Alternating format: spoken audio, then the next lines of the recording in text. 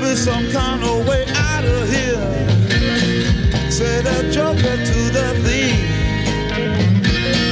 There's too much confusion. I can't get no relief. Ladies and gentlemen, welcome to Hero Movie Podcast, your greatest source for superhero movie discussion in the multiverse. I am your host, Adam Portrais, and I'm joined by Bruce Leslie.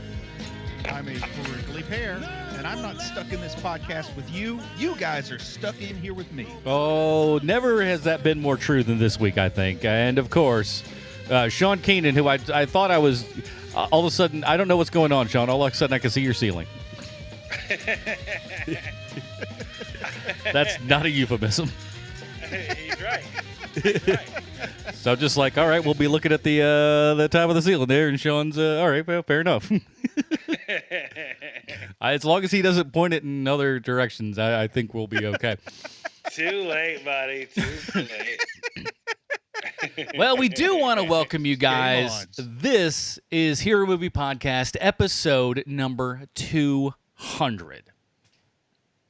Yay. Yeah, that's about the response I expected. But yeah, man, so we didn't want to do a whole big giant thing, but we decided, hey, let's, instead of doing some celebration show, let's celebrate our good friend Bruce Leslie, and give him the biggest job that he's ever had, and just let him have it, man, because the boy's been chomping at it since day one, and I've been really interested to see what he's going to do with it. So today, we will be reviewing Zack Snyder's Watchmen. And it's not just Watchmen. It's not Watchmen the director's cut. This is Watchmen the ultimate cut. The 3.5-hour version. So the definitive one. So we're not going to go back and do the other director's cut and the other one. So forget about that. We decided to go whole hog, man. We're doing the whole thing one shot. And what better time to do it than episode 200? And pretty close to my birthday and pretty close to the anniversary of the release of the film. Yeah, it is actually very close to it. That's one thing that I kind of was like, oh, wow, this is actually, we're getting in, so it'll be 9 years, right? Something like that. About to be 10, so 2000. Okay. We'll do the math later. Math is no good. So in 10 years, we'll finally get that 8-hour cut that everyone's been asking for. Yeah. I think that's how everyone thinks movies and stuff work now, because there's still people that are clamoring for Zack Snyder's Batman or Justice League cut. And they're like, it's not a thing. It's not a thing that happened. He left. He had zero to do with, the majority of the, editing and stuff. They're just like, but a cut's out there. No, it's not. It's just not out there. And people hear assembly cuts today and think that that's a whole big thing. They're like, the first cut of the new Star Wars movie was like 3.5 hours long. I'm like, that's an assembly cut. No one's thinking that they're going to put out a 3.5-hour Star Wars movie. It doesn't happen. But now the internet just goes like, there's something better out there, and they're not giving it to us. Hey, it's all because of Peter Jackson. I mean, that's where it all goes back. You're probably not too awful wrong there, and when we did get those big giant extended Lord of the Rings cuts, they truly were great. They truly added on a lot to the story and made what was already a good movie an even better movie. So especially people that are, dig on it to begin with, that's what they want having, for any other property. It's like, if I just see a little bit more, I'll have just that much more enjoyment and excitement out of it, which, I don't know, maybe not true, but we'll see. Well, the other movie that's like that is Kingdom of Heaven, where the movie release was awful, but when you see like the director's cut of Kingdom of Heaven, that is a pretty good movie. Isn't it weird that happens to Ridley Scott a whole bunch? And you would think after, the career that the man has had, and like Kingdom of Heaven was like, it's like early 2000s, right? You think at that point they'd just be like, it is Ridley Scott. Let's just let him do what he wants to do instead of thinking that we know better than one of the masters. You mean Ridley 27 cuts of Blade Runner Scott? That's not his fault. None of that is his fault. That's all studio meddling. He's just like, I have a cut, but that's not what they want to show it. And it's taken that long between all the times between Blade Runner and all this kind of jazz.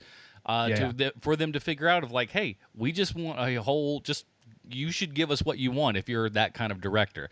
Is Zack Snyder one of those directors? That's what we have to ask ourselves today. And I think we may and may not get some answers here. I don't know. But if nothing else, this is going to be a very interesting discussion. So let's get this bad boy started and take a listen to the trailer for Watchmen.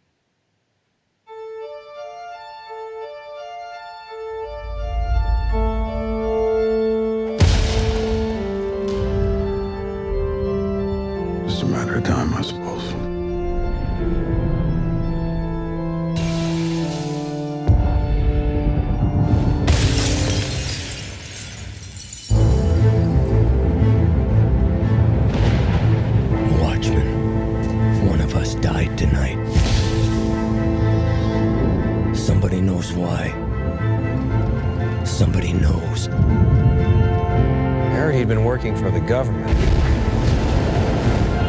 Maybe it was a political killing. Maybe someone's picking off costumed heroes.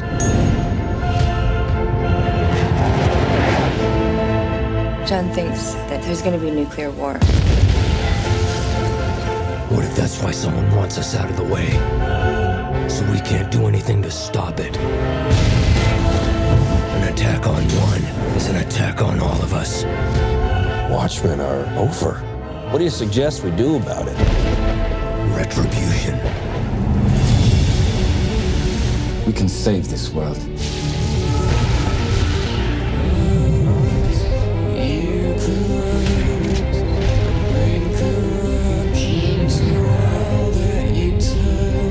Why would I save the world I no longer have any stake in? Do it for me.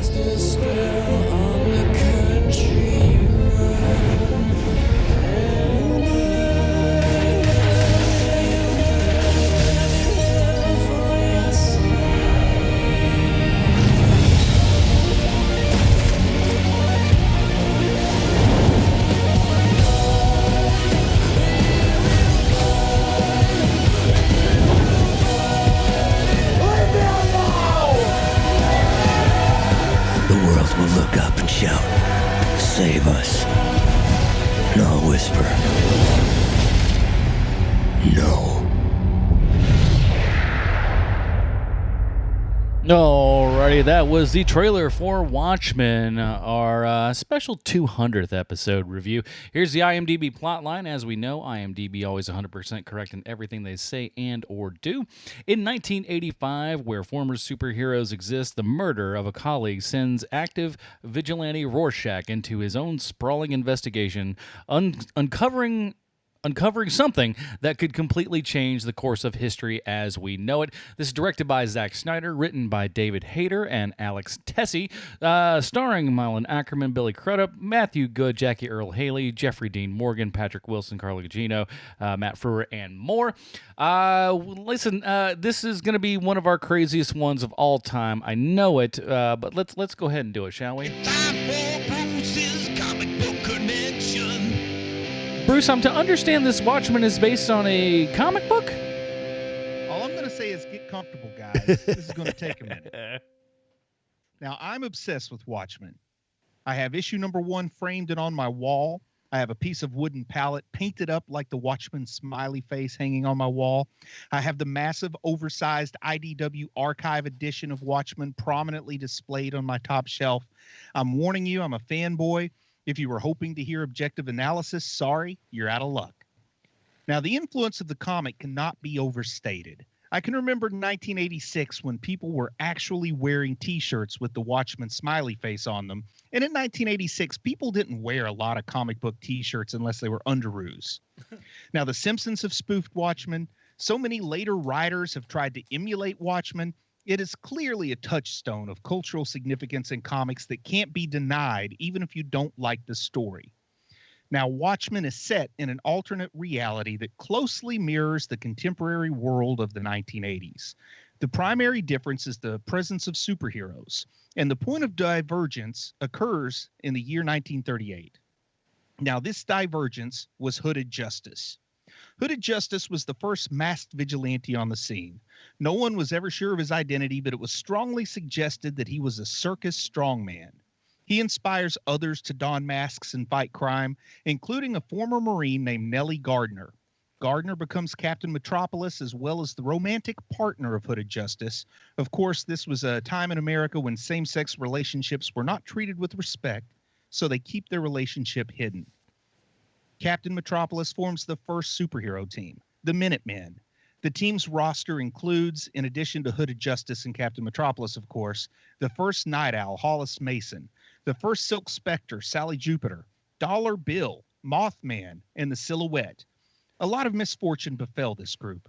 I'll save you the details, but I will tell you that all of this misfortune, coupled with the House Un-American Activities Committee's new policy on costume vigilantes, leads to the dissolution of the Minutemen. In the 1960s, Captain Metropolis unsuccessfully attempted to recruit the second generation of superheroes into a new group called the Crime Busters. A second generation of costume adventurers was beginning to appear in the 60s, most of them inspired by the Minutemen of the 1930s and 40s. Ozymandias was one of the first in this new generation, Dr. Manhattan excluded, of course. And Ozymandias, he was born rich, gave his money away, and became rich again just to prove he could. He gave his girlfriend money for a night out on the town. She used the cash to get drugs, then died from an overdose. This pushed Ozymandias to become a superhero. Night Owl number 1 wrote Under the Red Hood in 1962. I'm sorry, Under the Hood, not Under the Red Hood. I'm getting crossing worlds a little bit. But anyway, like, a new young crime fighter inspired by reading this book wrote a fan letter to Hollis Mason, formally asking his permission to use the Night Owl name as a new masked vigilante. Mason met with Dan Dryberg, who was a polite young man, gave him his blessing, and they became good friends. Now it gets good, guys, because in July of 1951, at the age of 10 years old, Walter Kovacs went to get something from the grocery store for his mother. He was stopped by two older bullies who called him a bad name that had negative implications about his mother's profession. Walter snatched the cigarette from one bully's mouth and stuck it in his eye, partially blinding him. Then he tackled the other, tugged on his hair, and bit his face. Because of this, he was sent away to the Lillian Charlton Home for Problem Children in New Jersey. Walter proved to be intelligent and stable in the orphanage. He did very well at schoolwork. He excelled particularly in the fields of literature and religious education. He also possessed some impressive skill in the areas of gymnastics and boxing. Although he engaged in interesting discussions with his classmates and teachers, he was shy and withdrawn, especially towards girls. At the age of 11, he wrote an essay on the subject of my parents. Walter went on to say how he liked President Truman and thought that by dropping the atom bomb on Hiroshima, he had saved millions of lives, because had he not done so, many more people would have died from war. And that's kind of ironic when you see how the story plays out. Now, soon after Walter left the Charlton home, he started living in a series of low-rent apartments. He took up full employment in a menial capacity as an unskilled manual worker within the garment industry. There was a special order for a dress and a new Dr. Manhattan-inspired spin-off fabric. The customer was a young girl with an Italian name, Kitty Genovese. She didn't accept the dress, saying that the dress looked ugly to her. But Walter thought otherwise, and since no one wanted the dress, he believed it was meant for him, so he took it home and learned how to cut it using heated implements to reseal the latex. Soon he became bored and thought the fabric had no use, so he left it in his trunk and forgot about it. 2 years later, in March of 1964, he bought a newspaper and saw that Kitty Genovese had been raped and tortured outside of her apartment building while her neighbors just watched, not calling the police. Also, in real life, this is the reason for 911. Read about Kitty Genovese, folks. But because of this, Kovacs learned what people were behind all the evasions and self-deception. Being ashamed for humanity, he took the remains of Kitty's unwanted dress and made a face he claimed he could bear to look at in the mirror. Sally Jupiter had a daughter named Lori. Lori wanted to work with animals, but her mother had other plans. Sally pushed her into the family business of crime fighting. Sally kind of acted like an agent for her daughter, and she picked out a very revealing costume and brought her to the first meeting of the ill-fated Crime Busters. In 1970, the comedian and Dr. Manhattan joined together as God's wrath in the Vietnam War and ensured U.S. victory. They fought as U.S. agents and not as representatives of the Crime Busters. Then in 1977, something called the Keene Act happened. The Keene Act was a national law passed in 1977 by the United States Congress that outlawed costumed adventuring. Passed by a United States Senator named John David Keene, it immediately made illegal any form of vigilantism by costumed adventurers, except for the few who work solely in the remit of the United States government. Now, here's a little bit of background on the Keene Act. According to Dr. Manhattan, vigilantism had been made officially legal shortly after his creation. And because of this, it allowed him to wipe out organized crime en masse, and he demonstrated his powers to the world, sort of flexing on everybody. He was able to intimidate America's enemies, reassure our allies. And the activities of the Minutemen had been tolerated in the past. They were never officially sanctioned in the way that Dr. Manhattan was. The public's trust in vigilantes began to falter, though, after the Vietnam War. I mean, go figure. Comedian can do that to people. People began to harbor distaste for vigilantism and became suspicious of the currently active roster of costumed heroes, in part due to the actions of one particular costumed hero, a vicious guy named Rorschach. The final straw came when a police strike broke out on the East Coast, causing widespread riots. While the heroes did what they could to contain them, including one infamously violent incident involving the comedian and Night Owl, Congress entered an emergency session and passed the Keene Act. Rorschach refused to comply. He chose instead to become a wanted fugitive in order to continue his crusade against the criminal elements of New York City. In order to make his intentions clear, he left the dead body of multiple rapist Harvey Charles Furness outside a police precinct with a note bearing only his symbol and one word, never, with the last R capitalized for Rorschach. In October 1985, New York City police were investigating the murder of a man named Edward Blake. And it's important to note here that the comedian never revealed his identity to the public or even most of his teammates. With the police having no leads, Rorschach decided to probe further. He discovered Blake to be the face behind the comedian, and Rorschach believed he had discovered a plot to terminate costumed adventurers and set about warning 4 of his retired comrades, Dan Dryberg, Dr. Manhattan, Lori Jaspesic, which Lori Jupiter had taken to calling herself, and Adrian Veidt. Now, this sets into motion the story contained in Watchmen. But wait, guys, I'm not finished, okay? Now, Allan Moore had success both personally and professionally by taking a defunct character, Marvel Man, a.k.a. Miracle Man, who himself was a thinly veiled version of the Shazam Captain Marvel, and he revamped him with modern sensibilities. So he looked for another defunct character. In fact, he looked for a defunct team of characters that he could do the same sort of thing with. And he thought the Mighty Crusaders might be a good choice for this project. And the Mighty Crusaders are a fictional superhero team published by Archie Comics. They contained members the Black Hood, the Comet, the Fly, Fly Girl, and S.H.I.E.L.D. So the scaffolding for Watchmen was already being constructed with this team that I personally think became the Minutemen. He devised a murder mystery plot which would begin with the discovery of the body of the S.H.I.E.L.D. in a harbor. In 1985, DC Comics acquired a line of characters from Charlton Comics, and DC editor Dick Giordano tossed the idea to Allan Moore that maybe he could do something with these characters. Allan Moore repurposed his thoughts on the Mighty Crusaders and pitched Who Killed the Peacemaker? Now, some sources report that this pitch was unsolicited. I don't know the particulars, but no one can argue that a project was pitched. Giordano was receptive to the proposal, but he opposed the idea of using the Charlton characters for the story. Allan Moore said, DC realized their expensive characters would end up either dead or dysfunctional. Instead, Giordano persuaded Moore to continue with new characters. Moore had initially believed that original characters would not provide emotional resonance for the readers, but later changed his mind. He said, eventually, I realized that if I wrote the substitute characters well enough so that they seemed familiar in certain ways, certain aspects of them brought back a kind of generic superhero resonance or familiarity to the reader, then it might work. Len Wein joined the project as its editor, while Giordano stayed on to oversee it. Both Wein and Giordano basically stood back and got out of the way. Giordano remarked later, who copy edits Allan Moore, for God's sake? Now, Moore and Gibbons spent a day at Gibbons' house creating characters, crafting details for the story's milieu, and discussing influences. The pair was particularly influenced by a Mad Magazine parody of Superman named Super Duper Man. Moore said, we wanted to take Super Duper Man 180 degrees, make him extremely dramatic instead of comedic. Allan Moore said his intention was to create a superhero Moby Dick.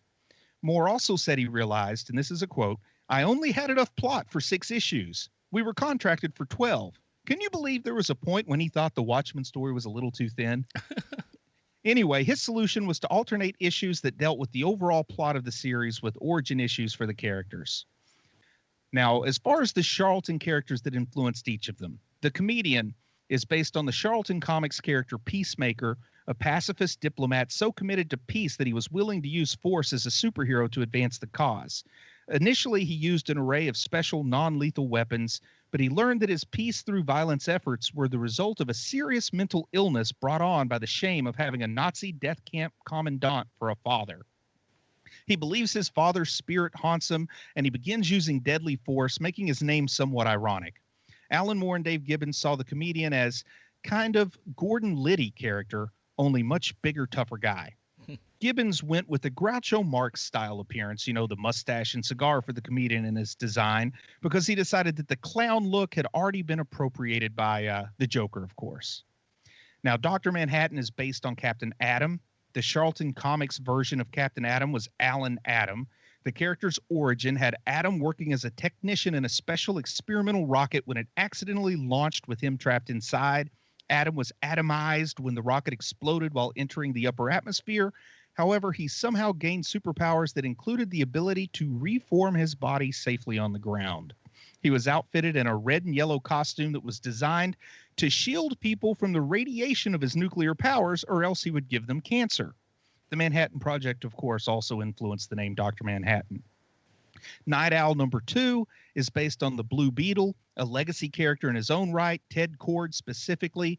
Blue Beetle's airship, the Bug, is very similar to Archimedes, or the owl ship that Night Owl 2 uses. Ozymandias was directly based on Peter Cannon Thunderbolt. Interestingly, Thunderbolt wasn't included in the Charlton sale to DC.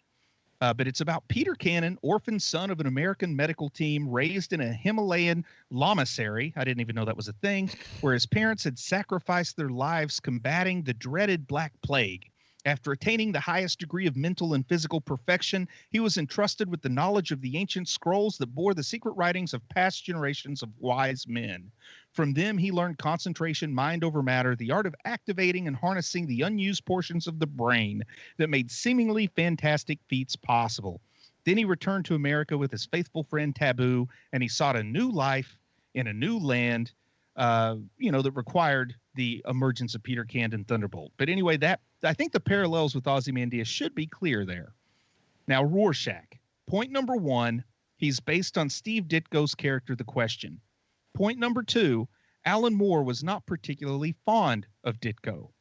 Moore said he was trying to come up with the quintessential Steve Ditko character, someone who's got a funny name, whose surname begins with a K, who's got an oddly designed mask. Also, of course, the ink blot test influenced the character's name and design. And I have a whole glorious episode on Rorschach you ought to check out at Heroes and Villains.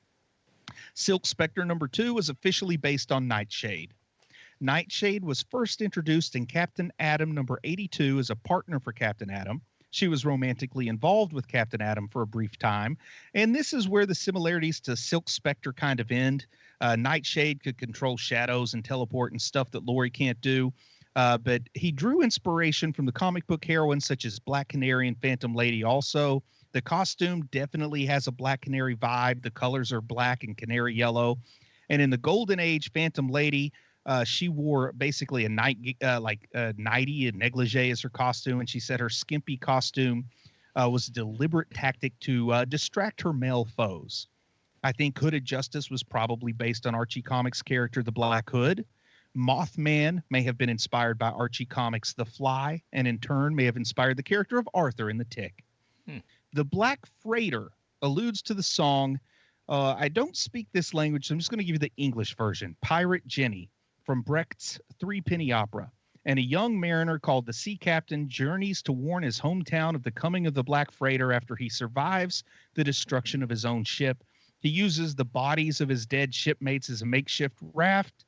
Just like Adrian Veidt, he hopes to stave off disaster by using the dead bodies of his former comrades as a means of reaching his goal. The title of the series refers to the question, who watches the Watchmen?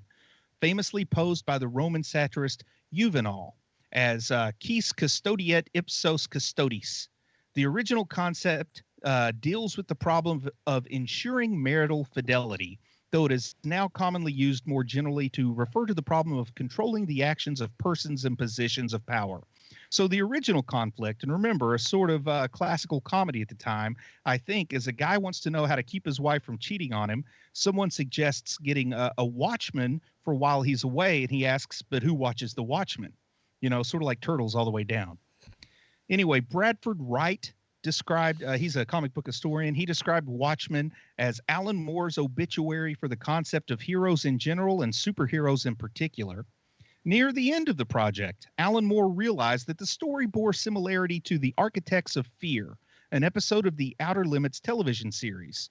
Alan Moore and Len Wein argued over changing the ending, and when Moore refused to give in, Len Wein quit the book, and that is not the only time an editor quit an Alan Moore book. Wein explained, "I kept telling him, be more original, Alan. You've got the capability. Do something different, not something that's already been done." And he didn't care enough to do that. Alan Moore acknowledged the Outer Limits episode by referencing it in the series' last issue. By the way, that Outer Limits episode was about the hope of staving off an apocalyptic military confrontation between nations involving an idealistic group of scientists working at United Labs to stage a fake alien invasion of Earth in an effort to unite all humanity against a perceived common enemy. In a book of the craters and boulders of Mars, a picture book, Dave Gibbons discovered a photograph of the Gale crater, which looks like a happy face. And that happy face on Mars is not something invented by the comic or the movie. That's a real thing that was worked into the story. In Watchmen, the first costumed hero shows up in 1938. That just happens to be the year Action Comics #1 was published, and it introduced the world to Superman and forever made comics more about heroes than funny stuff. The decline of the masked vigilantes in the 1950s mirrored the real-life lost age of comic books between the Golden Age and Silver Age, sometimes called the Atomic Age.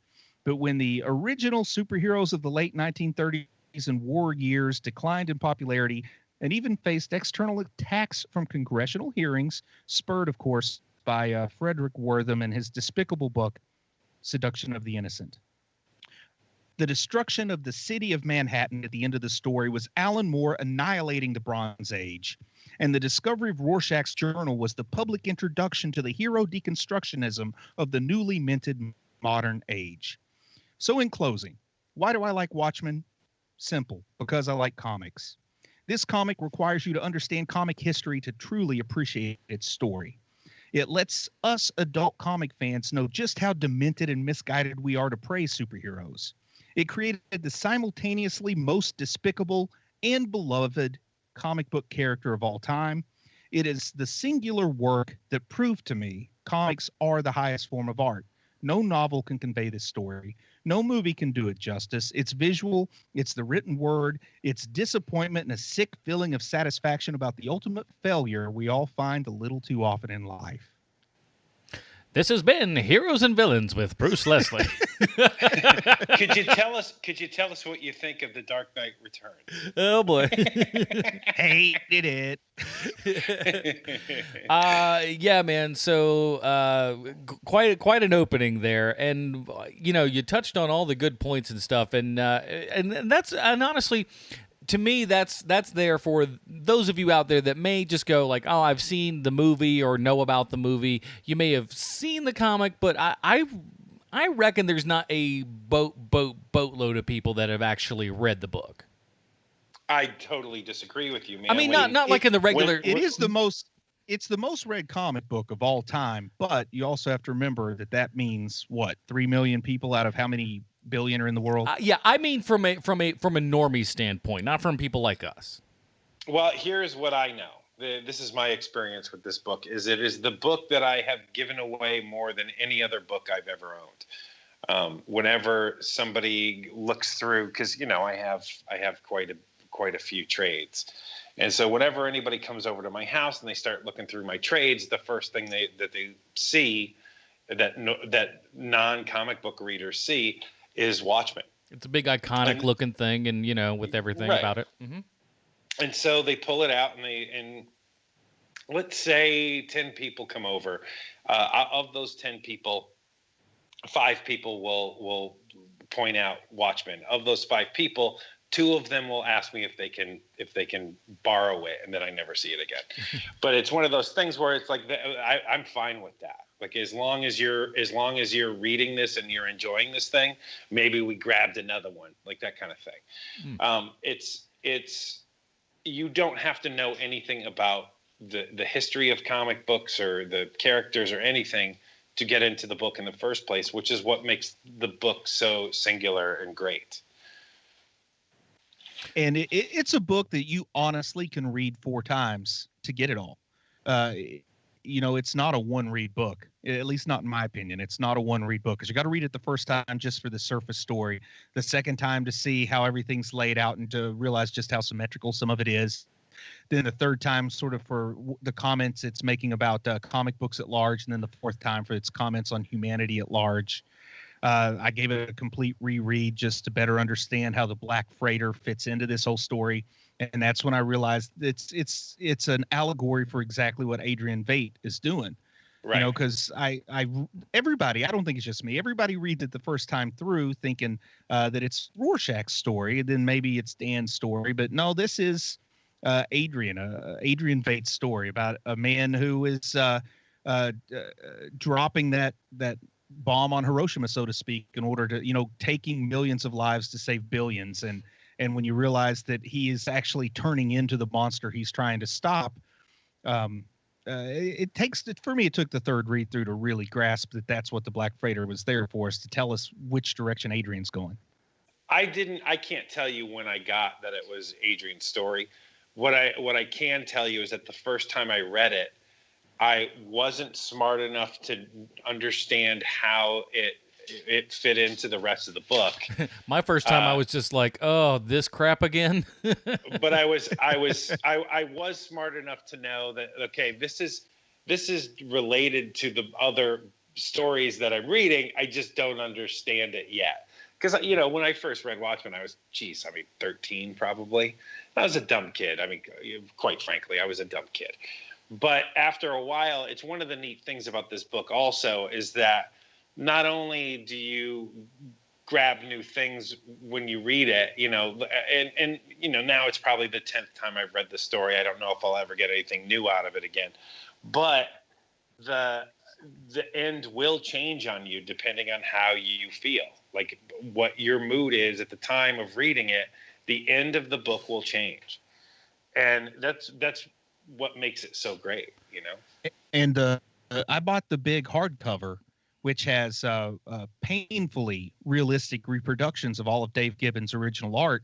And that was the first time I ever wanted to look at it from what Dave Gibbons had to say, because I've always been so focused on what Allan Moore had to say. But Dave Gibbons actually has a lot that he brought to the story, too. And I don't know that I've given him enough credit in the past. And then I got that big archive edition. And, you say people always check out your books and they want the Watchmen trade. That's fine. But this archive edition doesn't leave the room that it's in. Well, sure. Also, you spent $100 on it. I mean, a little, like $125. I got a half price at $125. Yeah, I mean, I'm talking about something that costs $20. Yeah, the regular trade, you can give those away and not feel too awful about it. I'm always looking for an excuse to get the newest version of the trade anyway. But so what about you, Adam? How familiar were you with the source material? Well, I'll be honest with you. I initially was not. I mean, before this movie came out, I was one of those people that was very culturally aware of what it was, but I was not intimately familiar with the ins and outs. So about a year, I guess, before the movie came out, they mentioned, hey, this is happening and stuff, and obviously at that point, in the early 2000s and stuff, we're deep into the old superhero stuff. So it's just like, hey, man, they're going to do this. I might as well go ahead and read this book. And I read it, and I mean, Bruce is absolutely right. I mean, that first read is just a gathering of all of that information, because you're not going to process it all. This is easily a multiple read book. And the thing is that it's not an easy read. It is so dense. It is so jam-packed with everything. The fact that it's 12 issues easily feels like 24. And that's not to say that it's overstuffed, because I don't think that it is, but it's not your normal comic book. There are going to be some people, because it took me a second to kind of get over the hump of this is not like anything that I've ever really read before. From just a stylistic standpoint. Don't tell me you're one of those guys that skip all the pros, because that makes me nuts. Trust me, it was. What do you think? At first, it was very tough. I'm not gonna lie and sit there and just go like, oh my God, what am I reading here? I signed up for a comic book. I don't know what this is, because it's clearly not what I was thinking this was gonna be. So it was very different, but I did like it, and I think I started the second time through before the movie itself came out. And when the movie came out, and you know, it was one of those things that you heard forever, is that this is the unfilmable, you know, beast that's out there, and there's no way that anyone can get this and translate it to the big screen. I mean, it's been said with, you know, some of the other things, but I think this one, more than anyone, it really kind of warrants that. Wow. Because it's tough. It's tough to translate, because you could be talking about 800 different things. And here's where I'll kind of start with it a little bit, is I think Zack Snyder has absolutely done that and not at the exact same time. I'm gonna make you take a couple of steps backwards here, Adam, if that's okay with you. Personally, sure. So here is the thing, right? So around the same era, you know, because Watchmen comes out first, correct? Watchmen's the first big revisionist superhero book. Am I right in that? Well, almost. I won't say almost. I'll just say that Miracle Man, that came out about 3 years before, or Marvel Man, Miracle Man, written by Alan Moore, has a whole lot of what you would find in Dr. Manhattan's story in it. And it, in my opinion, is really the first modern age comic, but it didn't really get attention until after Watchmen and people went back to it. Right. And I'm going to, because I'm going to throw a couple of titles out there, and because it goes Watchmen, and then it goes Dark Knight Returns. Yes, it's like the over the span of like a year and a half, 2 years, right? They were basically simultaneously published. Probably the best year in DC's history, other than when the Golden Age fired up.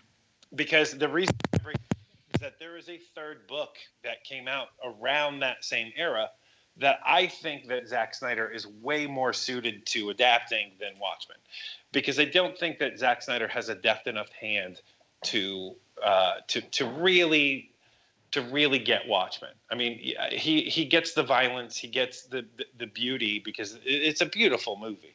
You know, whether you agree with all the choices they made, there's no getting around. It's a beautifully shot movie. But the story that has been lost to time, and with good reason, but it is during the same era, is the Brat Pack. And I think that he would have done a perfect adaptation to movies over the Brat Pack, with the kids who are sidekicks, and then they become superheroes in their own right. And, you know, there's drug addicts, and, you know, like there's a lot of sex and there's a lot of violence involved, and people are dying. And I think that he is far more suited to that story than Watchmen, because this version of Watchmen is, you know, I think Kevin Smith pretty famously said, this is the best version of this we're going to get. Mm-hmm. But I think he's wrong. I think that there are people out there now who could make this not a movie, because you know, a 2.5, 3 hour long movie, there's too much. Like specifically watching this movie again today, I tried to see it through the eyes of somebody who doesn't know the source material of this movie, and there's too much. You know, there are certain things you have to know the source material in order to enjoy this movie in the first place. No one watches this movie and goes, "Ah, man, this is perfect. This is exactly what I wanted," without knowing Watchmen in the first place. But with Brat Pack specifically, I think that he would have made a pretty damn good version of that. And that's my 2 bits. He finally remembers the whole bit. I certainly will agree that I thought he was an odd choice for this. It's like he made really good in terms of box office. You know, we know that our opinions may vary on the product, but in terms of box office, he did well with the Frank Miller comic. So they said, well, you know, everybody's always comparing who's better, Alan Moore or Frank Miller. So let's send him to this Alan Moore comic and see what he can do. Even though this is absolutely nothing like 300. This really requires someone who understands the true despair in certain types of drama. But I will say that he did better than I expected. And here, oh, really? Yeah, Zack Snyder did better than I expected him to do. I did not expect to hear you say that, to be honest with you. Yes, and a big part of that is he didn't try to go afield. You know what I mean? He really stuck with the source material very, very closely. I mean, he adds his own touches. What are you going to do? Some of that's to, you got to put a little more action, a little more this and that maybe to try to bring in the box office. I'm not going to comment too much on that.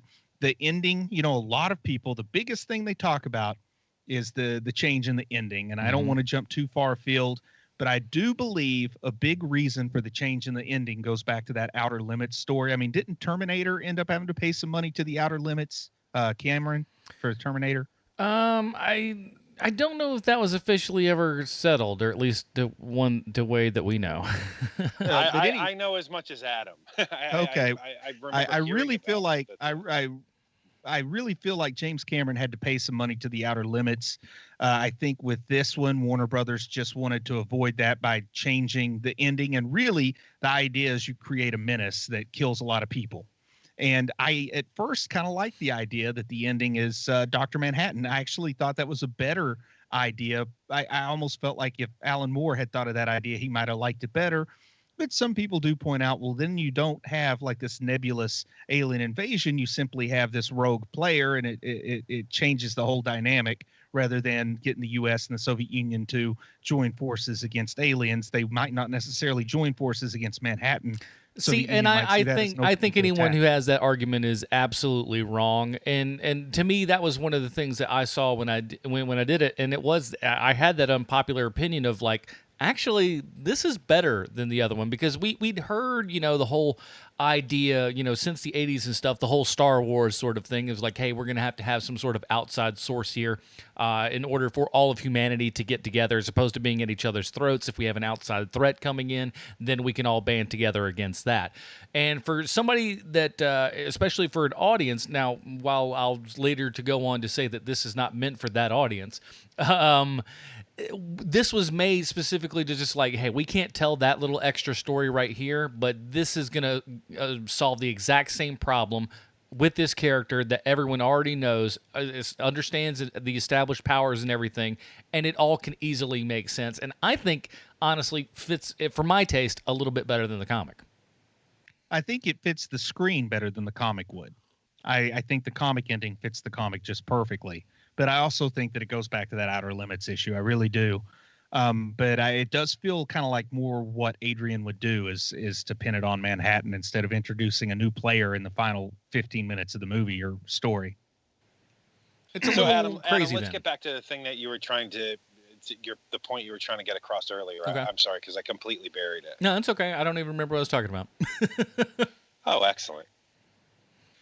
Well, here's what I want to say about the movie. I want to start talking about some things, some particulars about the movie. The opening montage, and I'm not talking about the fight with the comedian when he gets thrown out the window, but then the Bob Dylan Times They're Changing opening montage. That is, I think we can probably agree, one of the two best opening montages in all of comic book movies, along with the Wolverine one. A great montage for a lousy movie, but it's a great montage, and this one is too. I think they're the two best in comic book movies. Yeah. Yes, I totally agree. I think that that whatever I had the first time I saw this, because I saw this in the movie theater, whatever trepidation I had towards seeing this movie in the movie theater, it was wiped away pretty quickly with that opening montage, because I was like, oh wow, they're nailing this. I'm going to use an adjective to discuss or to describe Zack Snyder when it comes to this montage that no one has probably ever used about him before, but succinct. The guy who has a tendency to be a little long-winded was extremely succinct with this montage. I mean, it told me everything I needed to know about the history of superheroes in this world going through that montage. We see them getting together. We see things going great. Then we see everybody meeting their horrible demise. We see Mothman getting drug off to the insane asylum. We see Dollar Bill stuck, his cape stuck in the rotating door. We see the homophobic point of view that led to Silhouette being killed. I mean, we get to see the whole story all in the length of a single Bob Dylan song, and it works really well. And like I said, I can't imagine Zack Snyder being able to tell so much information so succinctly. I don't know that he's ever done it before or since. I can, because and I don't know the guy's history. I don't believe he has this background, but so many of directors in his age bracket these days, big ones, kind of have, is music videos. I mean, David Fincher is one of our greatest directors of all time. Done tons of music videos, that guy. So it's not to say that that's, you know, a slap down being a music video director. But I don't know that he's actually done music videos. But every one of his movies is a music video. And they're also all especially bloated. this one. Yeah, they're almost always bloated, and this opening montage is like a deft hand. Right, and well, you want to know what one of the main reasons I believe that to be is that, you know, it's not a script that he's been a part of. Like, you know, this is you know, done by Solid Snake and another guy, right? And but it's, again, it's not material. It's not like what was the one with the little girl that he did, that one? Sucker Punch? Sucker Punch. It's not like Sucker Punch. Sucker Punch is all him. That's what happens when you let Zack Snyder just be Zack Snyder and not have somebody hold the reins and, you know, point him in the right direction, I think. And boy, that was rough. Yeah. That is a bad movie. But again, I think that's what I think, you know, when you let Zack Snyder off the leash and let him do whatever he wants, that's what you're going to end up getting. If you've got somebody that can, and he doesn't have the Zack Snyder power that we know today at this point, right? He did 300, massive success. I didn't particularly like that movie, but like from a visual standpoint, it was something like none of us had ever really seen before. And it was great that way. And they were like, here's a guy who can bring a comic, you know, to life on the screen. And I still think that he felt he had something to prove properly at this point, because he'd done some big stuff, but I don't think anything of this scale. And the way that they touted this when it was coming out was this was going to be the biggest thing of all time. Because it is this overly, you know, revered, maybe not overly revered, that may be just a bad way to say that, but this giantly revered comic book. This is going to be the next big thing. Watch out, everybody. And then plop, nothing. And so I think that really, and it may have put Zack Snyder in a different way to, you know, say, hey, well, I tried it this way. Maybe I'm going to pilot my own ship properly from now on. And that may have, and I don't know. What's interesting is I think this would have been a good movie to make right about now, when there are people getting a little sick of comic book movies, and to have a deconstructionist story about heroes. People might go in now and say, wow, this is a superhero movie, pointing out all the flaws in superhero movies. I think that, and now you wouldn't necessarily want Snyder to direct it now. No, not now. If this movie had not been made before, now might be a great time to make it. Well, aren't they talking about making a miniseries now? Well, save that for the end of the show. TV show on HBO. Yeah. David Lindelof. Yeah. And you know, that makes sense. I mean, quite frankly. And I don't know if this surprises either of you guys, but one of my goals in life is to become sort of like the go-to guy for Watchmen. So I will definitely be covering that miniseries, TV show, whatever, in some way, shape, or form. Well, you know, don't worry, everybody. There'll be an extra program here for you, because and again, I'm like a bad drug dealer. I'm just like, let him have it. Let him have some more.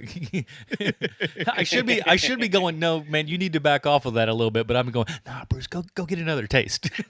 Man, you know, it's just a weird goal to have. But I think I can make a pretty good argument for people that have any kind of like media presence that, man, I'm as hardcore Watchmen as you're going to get. So I don't mean to tip your hat here, Bruce, but how many times have you seen this movie? This is the first time I've seen the ultimate cut. Oh, it is. But I've seen the Watchmen movie, you know, in the theater, on Blu-ray, on cable. And to this day, if it's on cable, I'll watch it wherever it's at. I mean, I know the story enough that I'll watch it. Sure. But I haven't kept count. I haven't seen it as many times as I've seen Avengers. Haven't seen it as many times as I've seen the Dark Knight.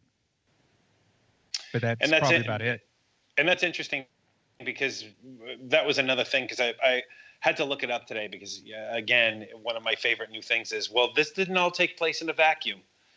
So I wanted to see what movies were being made around this time. And, man, you've already got Iron Man had been out at this point, and Dark Knight had come out.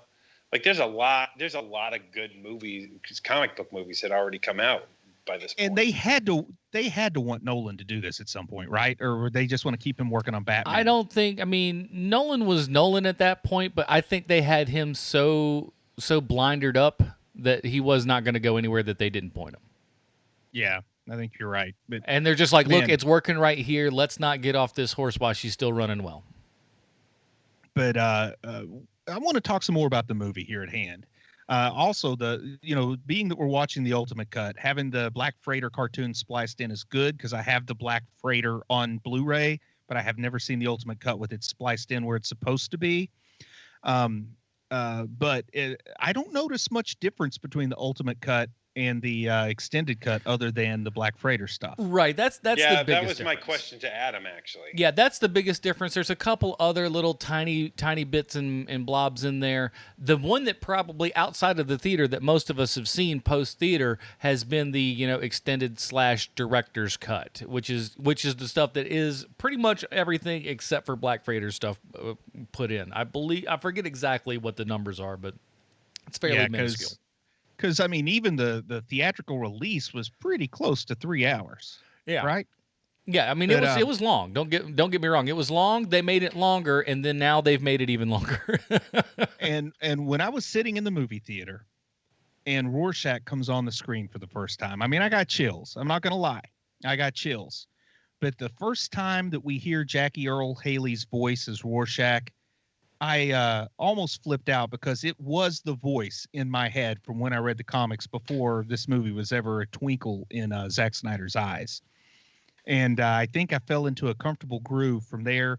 I have an immense love for Jackie Earle Haley, and it's all because of this. I mean, I can't imagine. I mean, I love the guy. I like Bad News Bears as much as any kid who played Little League likes Bad News Bears.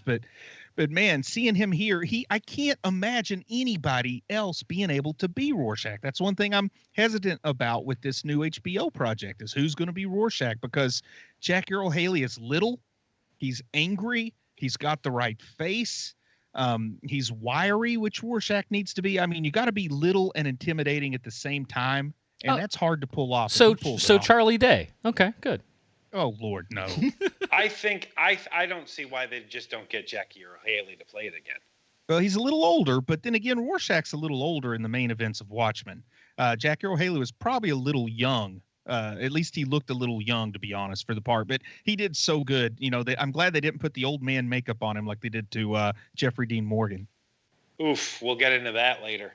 The other, I guess one of the things that I wanted to talk about were the things that I really like about Watchmen, the movie here.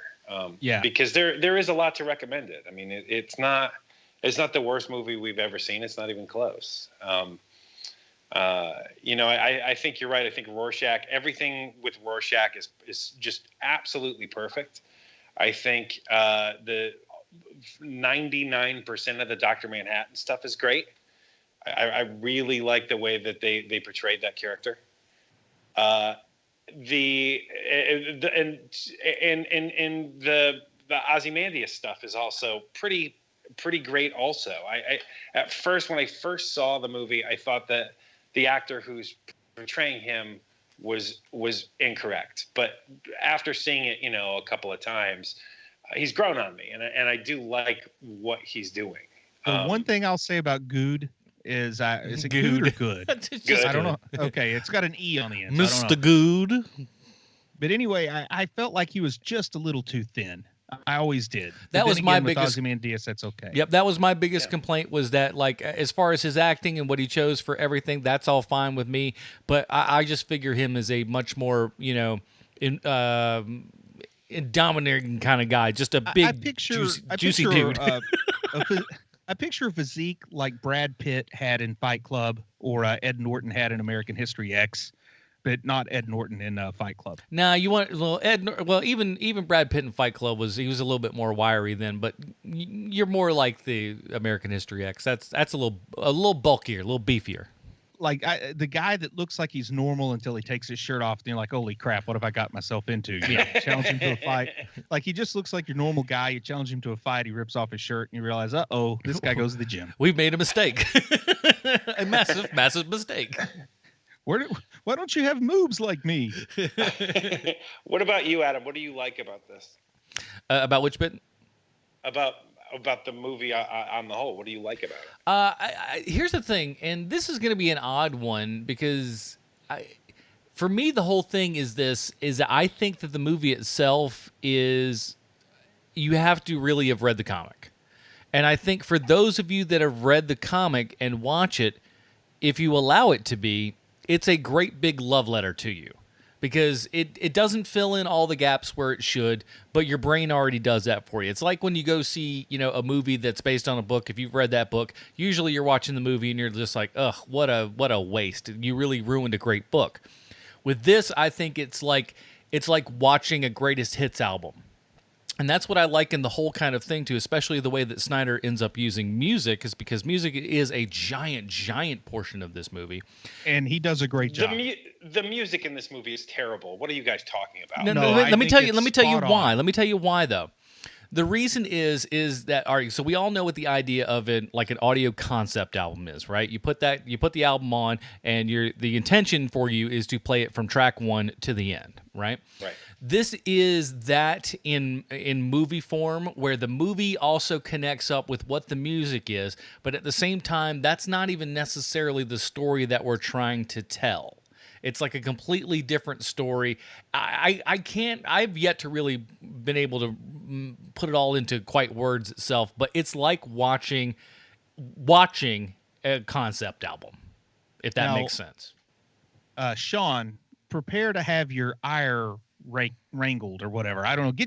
Be prepared for okay. All right. to guffaw. Be prepared to guffaw. Okay. All right. But I think the music fits this movie as well as the music fits The Graduate. That is your opinion, sir. I'll say this. I think this music beats out The Graduate. Okay, so because I always said that no movie matched the soundtrack to the movie as well as the needle drops to the movie as well as The Graduate. But this, man, this does it for me. It's not like to me, it doesn't feel like the Forrest Gump forced kind of. I think there's a guy named Quentin Tarantino that tends to do that stuff pretty well. Never heard of him. That's just me. Never heard of him. He's this nerd that lives on the mountain. Yeah, I don't watch Italian movies. With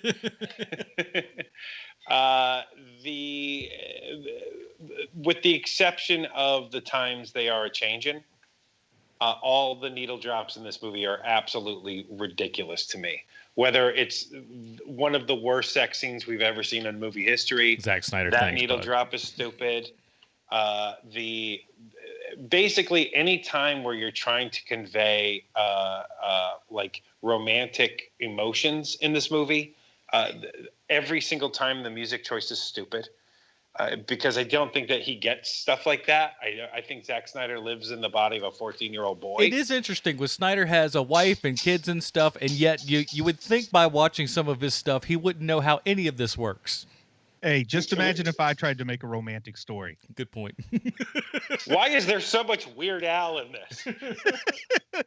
We've been spending most our lives living in an Amish paradise would be perfect for a love scene. He's arguing with the studio. Come on, guys. The butter churning fits perfectly here. Now, go ahead. I'm sorry. I wanted to touch on some more character casting choices because I'm a big fan. I won't say a big fan. I'll say I'm an above average sized fan of Jeffrey Dean Morgan. But I am so glad I saw this movie before he ever became Negan on The Walking Dead. You guys are probably spared because you haven't watched The Walking Dead with Negan, I will assume. No, but I live in America, so I know the type of character he plays on that show. Well, he's playing the comedian on the show, but because that show is so present in pop culture, people are going to see this and say, well, he's just doing Negan as the comedian, even though this was however many years before. You know what I just found out?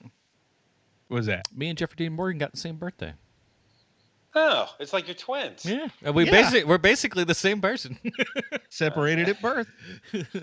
A good 20 years.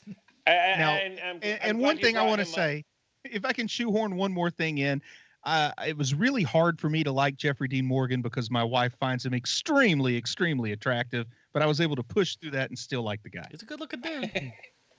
My fiance thinks that we look the same, which I like. She needs to come see me. I was about to say, if she could head on down to Bruce. That's not nice, guys. I like him. I like him as the comedian. I think he's great. He was the person I was trying to think of earlier. He's tremendously cast as well. Those are the three characters that they've nailed. Like they really got them right, and or four characters. But and Jeffrey Dean Morgan needs to be exactly who he is in that movie. You know, he's sinister. There's something about him though where you're still like, well, yeah, let's let that guy hang out, even though you don't trust him at all. You know, like it's yeah, he's pretty perfect. He's he's the kind of guy that he's okay. I don't want to compare him to traditional law enforcement because that might irritate some people. So I'll compare him to traditional law enforcement as portrayed in movies. He's like the bad lieutenant of the superhero world. Oh, that's good. Yeah. I almost started to say he's like the bad cop that, became a cop because he likes to pick on people. But then I thought, I don't want to use real world examples. So the bad lieutenant of superheroes. So at this point now in comic book movies, we've learned that Magneto is not responsible for, but tried to stop JFK from being murdered. And it was the comedian who shot him in the first place. Man, when worlds collide. Yeah, I was about to say, Bruce, that needs to become a side. I know I shouldn't be a person assigning side projects, but but like that'd be an interesting paper of like, hey, who's killed what or had anything to do with anything in the comic past, and who was there possibly at the same time, and how they. And I'm pretty sure Forrest Gump was there. Yeah, exactly. Forrest Gump was along. So, Sean, what's your take on the old man makeup on Jeffrey Dean Morgan? It's terrible. Whoever's doing the old people makeup in this movie is god awful at their job. Now, because they do the same thing with Silk Spectre, the first Silk Spectre. She looks terrible. Carla Gugino. Yes. Tell me if I'm wrong, but doesn't Richard Nixon's makeup kind of look like somebody from that Land of Confusion music video? It is so funny you should say that because I was thinking Spitting Image. But yes. Yes, it is ridiculous. It is so bad. I think they were going because it feels very Zack Snyder-y to me, where don't make it hyper realistic, don't make it realistic kind of a thing. Like make it a little cartoony. That feels like something that came from on high. So I'm not going to blame the special effects makeup person for that. It feels like a Zack Snyder move to me. Is it fair to say Frost Nixon or whatever did a better job? Oh my God, yeah. I mean, jeez. I mean, they might as well have just had one of those rubber masks you can buy for Halloween of Richard Nixon. Yeah, like from Point Break. That's exactly what I was going to say. By the way, that's going to work into the Nerd Spawn sequel for you, Sean. I don't want to spill the beans, but you do get to wear a president mask. As long as I get to kick a dog off a balcony, I'm okay. Hold on. I'm writing that down now. To this day, it still works, and it's still hilarious. I love dogs to death, but man alive, that was so funny and unexpected the first time you see that. Oh, man. Now, Malin Ackerman, she plays Silk Spectre #2.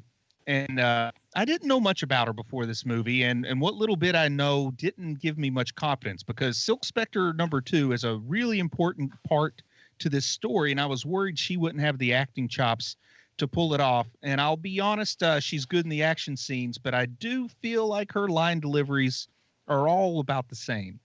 And honestly, she's awful to me. And I could be wrong, and I don't know that I know enough of her work outside of this to really say much. But a lot of this kind of stuff, especially with her and Night Owl, the dialogue between the two and everything, and even with Dr. Manhattan, it seems very Zack Snyder, very stilted. Nothing really happens, And it feels like, yeah, I know you've been there, Sean, of where you're doing a project and somebody is so worried with how everything looks and not how everything is. If that makes sense. Yes. And Yes. I know, Adam, we're friends on Facebook, but I don't know how creepily you've stalked through my photos. But if you go check them, you can find photographic evidence that I did make my wife dress like Silk Spectre for Halloween one year. She tried to do the couples thing where I would be Night Owl, and, I had to shut that down right away because I'm Rorschach. There's no two ways about that. Baby. Sorry. I'm going to make the gutters fill with blood and scab over. I thought we were going to go get some... Right, go ahead. I know. I mean, I think you're right, Adam. She was hired onto this movie because she looks great. Like, she looks great in as Silk Spectre too. But she's not good in this role. She's quite terrible, actually. She brings the movie to a dead stop. And a movie that is 3 hours long, you don't want to have that happen. There should always be forward momentum, and whenever she shows up on screen, forget about it. It's over. And she's John Osterman's last link to humanity, and she turns her back on him, which causes him to turn his back on humanity. And I think one of the subplots in the story is that she might be personally responsible for what happens, and she's not the actor to convey that subtly. No, she might be a lovely person. I don't know, but she's good. She's good in the action scenes. I'll give you that. I didn't know that a pretty faced person could pull off the action, and I think she does a good job. Well, I mean, geez, man, I haven't watched wrestling in 100 years, but I know enough to know that there sure are a whole lot of pretty ladies who can wrestle now. It's not just the fabulous Moolah anymore. No, not just the hotties like the fabulous Moolah. I really liked Hollis Mason for a smallish role, man. I like that guy. I think he really showed up to earn his check. He did, for sure. He brought a lot of gravity to that role. I like everything he was in. Steve McHattie finally stepping up to the plate after. I love the grin on his face in his death scene where he gets to, it's like for a Viking, the only way to get to Valhalla is to die in battle. And no Viking wants to die of old age. And I get the idea that Hollis Mason, even though he's retired, he kind of is afraid of ending up in the nursing home and being sort of what Sally Jupiter is. And you see that he knows he's beat, but man, he is enjoying that one last fight and how everything is so, I'm trying to think of the right word. It's so artistically done, and the music and the slow-mo, and it gets the full Zack Snyder treatment. Then the moment he dies, it just becomes bland and ugly. And I like that.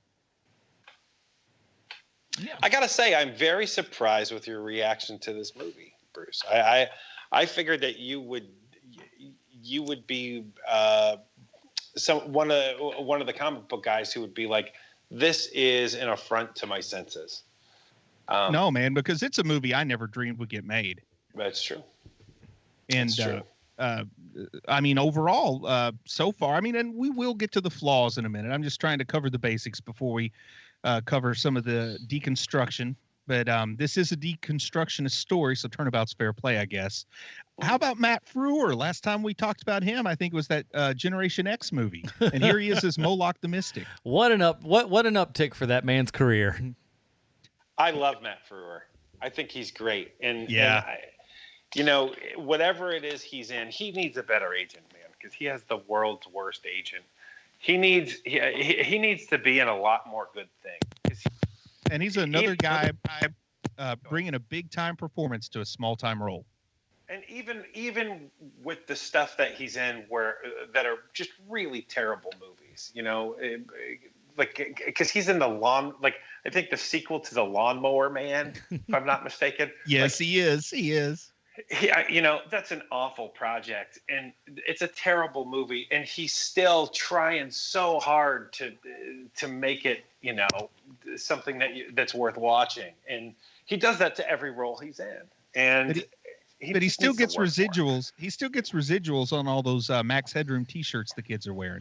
Are you kidding me? You know, all of his money comes from Honey, I Shrunk the Kids, which is where at my young age I got introduced to the man. I mean, I knew later on the other roles that he'd done, but that was my introduction to him.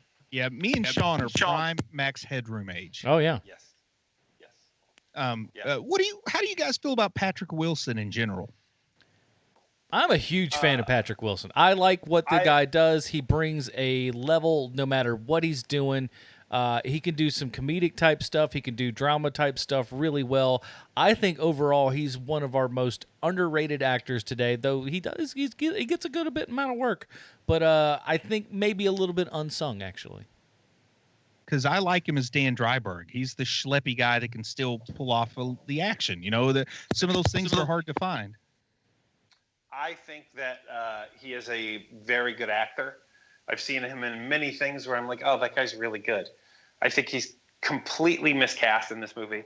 I think that you need to have the Dan character be older and fatter and more disheveled. Patrick Wilson is far too good-looking a man to play this role. So you're saying Nick Nolte? Absolutely. Are you kidding me? Do you know what Nolte would bring to that role? And Ang Lee directing it, that'd be great. But here's the thing, man. In we're talking. In Zack Snyder's world, though, like Patrick Wilson's about as low on the rung as you can get, man. He's just when he's sitting in the restroom cleaning his glasses, I just thought that was Dan Dryberg to me. If his hairline was not so good, it would have helped a little bit. But I like. I mean, just imagine. I mean, at some point, imagine who Zack Snyder might have wanted in that role and realize just how much worse it could be. But here's imagine the thing. If like Paul Rudd was in this role, how weird that would be. This bad boy is Patrick Wilson before Patrick Wilson truly takes off. I'm like, his career really takes off after this. So that's what ultimately to me is very surprising about this casting is that he's not a name that people would normally go to. I don't think actually any of these people are not names people normally go to. None of them. Imagine Gerard Butler as Dan Dryberg, which Zack Snyder was pitching that. Of course he was. Of course he was. No, we'll give him like a fat suit. We'll give him a paunch. And I think it's fair to say that this movie doesn't have nearly as much big blue manhood as people remember. I think it's got. I think it's got a good amount. You're right about that. I remember there being a whole lot more than there actually is in this, and and maybe just my sensibilities have changed over time or whatever. But I don't even notice it anymore when I'm watching it. Where okay, yeah. Like maybe I shouldn't have this on in the daycare center. There's only one time where like I specifically went back over because it's something that everyone talked about forever and a day. There's a shot in Mars and it's right out of the book where we kind of I guess either he's going forward or the camera's going backwards and we drop right underneath his butt. And forever, the whole thing was, did you see Dr. Manhattan's tackle? And because it was just kind of, I'm like, first of all, it's there throughout the movie in itself. Why would they have to go above and beyond to just go like, it'd be funny?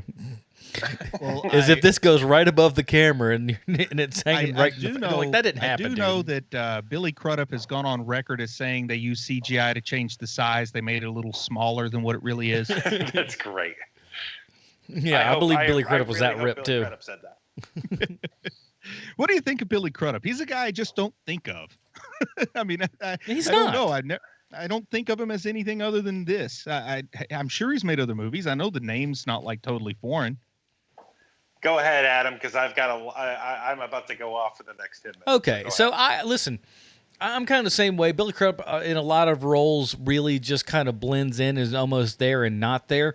And honestly, for Dr. Manhattan and what he ends up doing, I think it lends itself quite well to it. I love the stoic nature of everything they do. His line delivery, I think, is about as perfect as you could get it. Because it seems like that's exactly what, this person who has these abilities and stuff would be like. And it feels like it was a really good translation from the comic to screen. Okay, and the floor is yours. So, Bruce, you may know this already. I don't think you do, though. Billy Crudup's biggest role, you never saw him in. Billy Crudup is the voice of Visa, the one chocolate bar, $10. Like that's him. Like spending the afternoon with your daughter, priceless. There's some things money just can't buy. For everything else, there's MasterCard. Oh, wow. Yeah. That's him. You know, that ad campaign lasted for like 10, 15 years. Easily. He is that voice. And so he doesn't have to work ever again. He has been in those commercials. He was in those commercials for 10 to 15 years. He is fabulously wealthy from those commercials. However, he is an actor first, and he is a very, very good actor. I know that Adam said that he blends into things. You know who else blends into things is Christopher Guest. And Christopher Guest is incredible. Right. So he's one of these actors that his name used to come up all the time when it came to like nerdy roles, you know? Like there was a period of time where they were talking about using him from everything from Batman to the new the Star Wars prequels. Like his name is bandied around all the time. He is, I'm guessing, a monster on set because there's like no one fights for him. And also I know there's a lot of personal issues with him where, you know, like there's divorce and there's kids and there's mistreatment of women and a lot of that stuff. However, he is a very, very good actor. He's one of those actors that I put in the you know, without being so bombastic, I put him in the Tom Cruise category where no matter what that guy's in, he is going to give you 100% of whatever it is he is doing. Yeah. And while the performance isn't, you know, he's not running down streets full speed and, you know, jumping on a motorcycle and hanging off the side of a plane, he is still that same level of commitment to every role he's in. And so when you see like a movie like Big Fish, you know, he is great in that movie. And he's great in that movie because you honestly believe that he is the person that he is portraying in that movie, and he's not Billy Crudup. And it happens time and time again with him in these movies. Like Crudup is in the best Mission Impossible movie, in my opinion, because he's in the fourth one, and the fourth one is, in my opinion, the best one. Third one. Is that the one with Philip Seymour Hoffman? J.J. Abrams. Yeah, that's the best one, in my opinion. And he is in that movie, and he is great in that movie. And it's like watching a sincerity off between him and Tom Cruise because they're both giving every single bit of juice they have to what they're doing on screen. And it's just great to watch. So there's that is my big scree on Billy Crudup. I think he is a great, great actor who doesn't have to work if he doesn't want to because he is fabulously wealthy. Man, I didn't know that. Now, was he ever romantically linked to Claire Danes? Yes. Okay, because I thought my wife hated him because he left his pregnant wife for Claire Danes, is what she told me. I don't know if it's true or not. Yes, that is correct. Yeah. I think that says a lot about a guy, I guess. Yeah, Claire Danes, really? He really loved My So-Called Life. What can you say?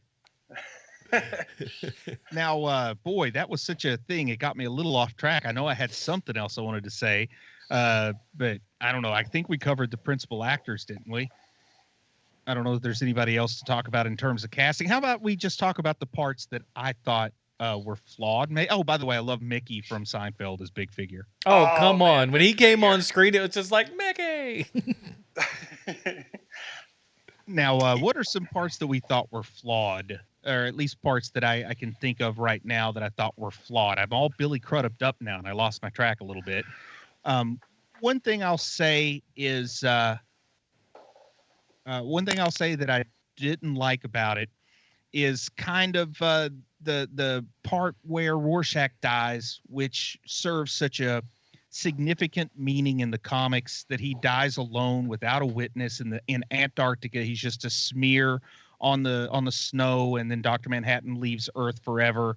And his single-mindedness, something Alan Moore wanted to say is his single-mindedness led him to this point. But here they have to give us the screaming out no moment from for no good reason. They just have Night Owl number 2 run out into the snow and drop to his knees and scream no. That little bit, him there, like Night Owl being there, is the only thing that I thought wasn't really necessary to that. But I do like his just like, no, this is like him drawing the line in the sand, saying, "Look, this is what it's going to have to be." I mean, I like that bit, but just do it. Yes, but I didn't. Yeah, I didn't need the he's behind him and just figure it out. Yeah, it is more poignant not having Night Owl there, but I do think that that's a great scene, nonetheless. Where he is not. He has to keep going. He has to. Tell everybody what happened. He knows what happened, and the truth is the truth to this guy, and so he forces Manhattan to kill him. And there's something really great about that scene to me, and I mean something like I don't know what it is. It's Jackie Earle Haley. Jackie Earle Haley is amazing in that scene. Yeah.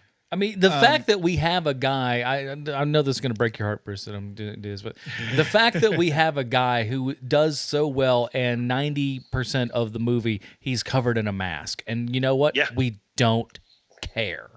Man, and talk about like breaking the trend for comic book movies. But then again, they did a good job by casting a guy who's kind of happy to cover up his face, I would assume. I mean, he's not what you would call traditionally handsome. And again, this is era before Jackie Earle Haley is the Jackie Earle Haley we know today, right? Well, that's because this is the movie that makes him the new version of Jackie Earle Haley. Exactly. I mean, this is the movie. And you guys may not be surprised to hear that occasionally at work, not often, but every now and then I just break out a can of cold beans and eat it straight from the can with a spoon, and nobody knows why. Let me tell you something. That right there is as Alan Moore as you can get right there, because guess what, Alan Moore? We don't do that here in America. That's how you crazy Brits are. I'm just going to eat a can of beans. I'm sorry. That is what you people are. You're just a bunch of we put beans on toast. You know what? There's a reason why we left you. Man, I eat cold beans straight from the can at work just to see the reactions from people when I'm having a Rorschach moment. It's just like, oh, that's so British, and you can't take it out. And there's also like this little coda that I feel like Zack Snyder puts in where we see Dan and Lori being kind of happy and having a little smooch and trying to give a happily ever after to Watchmen. And this is a story that doesn't get a happily ever after, man. Yeah, you're right. But again, it could go the Simpsons way, where there's a dog called Watchy, and That's true. But then again, I mean, the whole point of the story is when Rorschach's journal gets discovered, and it's supposed to make the reader happy that Rorschach's voice gets heard, and that this conspiracy is going to get exposed. And it does make me happy, but on second thought, that is the saddest possible ending for this story, because everybody who died didn't accomplish a single darn thing, just like in the Black Freighter. Everyone will have died in vain, and then the entire world will know about it and end up exactly in the space where it was previously, but this time with more dead people. And there's no Dr. Manhattan to save America now. Yep. I will tell you that this surprised me, because the last time I read Watchmen, the way that the book ended for me, because like I said at the beginning of this, like the ending will change on you depending on your mood when you read it. To me, the last time I read it, I don't think that the journals are going to get out. The last time I read it, I thought that it would just sit on that pile and no one reads it and no one cares. I think that was my first reading of it, like the first reading of it as well. Yeah. Well, my first reading of it is that everything gets exposed. This all gets unraveled. And what was already kind of a sad ending gets a little bit sadder. Well, and that's the way I read it at first also. But this last time I read it, that's the way I read it, was that the book doesn't go anywhere. No one reads it. It's just sitting there. It's kind of like the Ark at the end of Raiders. Yes, exactly. It's in a warehouse. Or this is also just, the end of Inception, where it's just like, did it fall? Did it not fall? That's not the point. Now, here's a little bit of inside baseball for comic stuff for you guys. Now, in Doomsday Clock, I'm sure you guys are at least familiar with Doomsday Clock. They just had a resetting of it just recently in the real world, but yes. I know the concept of it, but I don't know a single thing about it. Well, the Ozymandias is searching for Dr. Manhattan, and he comes into the DC universe, and he brings we'll just call him Rorschach number 2 because, of course, Rorschach's dead. Rorschach number 2 pulls off his glove once to show people that he's a person of color. Now, do you know who the prevailing theory is for who the new Rorschach is? Black Panther. I'm sorry. It's the key everybody's on right now. Do you have any guesses, Sean? Hold on. Okay, so it's somebody in the DCU. No, it's somebody from the Watchmen U. It's going to be the kid. It's going to be the kid reading the comic book. Yep, exactly. That's who everybody hopes. Bernard. Everyone hopes that Bernard is the new Rorschach, and I think that's how it's going to play out. This movie killed him, but in the comic book, you don't really see specific individuals die. Very interesting. What do you think? Who, me? Yeah, what do you think? Yeah, I think it's Bernard, man. If it wasn't Bernard when Scott Snyder started the story, or I'm sorry, Jeff Johns started the story, it will be by the time he ends it because it's just too good to pass up. Agreed. So, but you like that idea? You like? Oh, that absolutely, man. At first, I thought, well, maybe it's the psychiatrist, but man, he's kind of old and out of shape to be Rorschach in it. And then the Bernard idea fell into place, and it makes perfect sense to me. I like the term Rorschach in it. Hey, man, I Rorschached up with my wife for a few months before we got married. That's what the kids are going to call it these days. What are you doing down there? You're not Rorschaching it, are you? We're Netflix and Rorschaching this weekend. Well, add another one to the Leslie verse, everybody. Not to be confused with Netflix and Horseshacking it. That's a totally different. That's when you watch Welcome Back, Kotter. Your son is right about you.